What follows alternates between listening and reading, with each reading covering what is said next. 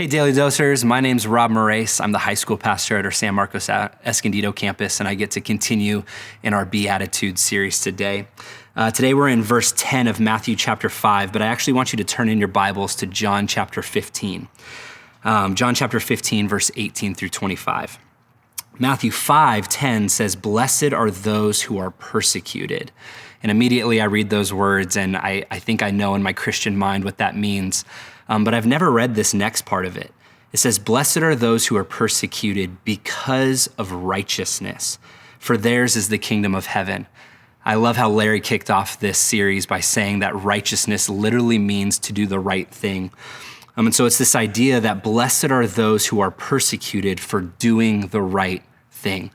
My mind immediately went to John chapter 15, verse 18, where Jesus says these words, "If the world hates you, keep in mind that it hated me first. If you belong to the world, it would love you as its own. As it is, you do not belong to the world, but I have chosen you out of the world. That is why the world hates you. Remember what I told you, a servant is no greater than his master. If they persecuted me, they will persecute you also. If they obeyed my teaching, they will obey yours also. They will treat you this way because of my name, for they do not know the one who sent me. If I had not come and spoken to them, they would not be guilty of sin, but now they have no excuse for their sin. Whoever hates me hates my Father as well. If I had not done among the works no one else did, they would not be guilty of sin. As it is, they have seen, and yet they have hated both me and my Father, but this is to fulfill what is written in the law. They hated me without reason."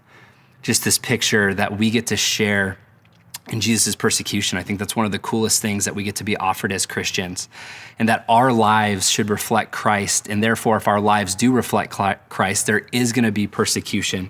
And so here's my simple question that I have for you today. My simple question is, what am I pursuing that's right that could lead to persecution?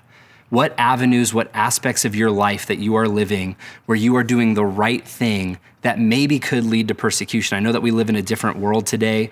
We don't live in other countries where it's illegal to have our Bible, but there should be some kind of uncomfortability with your faith. For some of us, that could be sin issues. That could be us choosing to not live in the way that we want to pursue our sexuality, or the way that we want to pursue our finances, or in the way that we want to pursue our language, or treating people. For some of us, it could be the uncomfortability of our faith. Maybe it's a neighbor across the street, or it's somebody at our work that we want to share our faith with, but maybe we hold that back because we don't want to be put in an uncomfortable situation. And persecution could just be us stepping out and showing our cards and who we are and showing people who Jesus is. For some of us, maybe it's our character and our integrity, waking up every single day and being the person that Christ wants us to be. John Piper wrote these words, and I thought that they were super powerful. "If you are spiritually minded, you will expose the worldly mindedness. If you are earnest, you will make the flippant look flippant instead of clever. If you speak with compassion, you will throw callousness into sharp relief.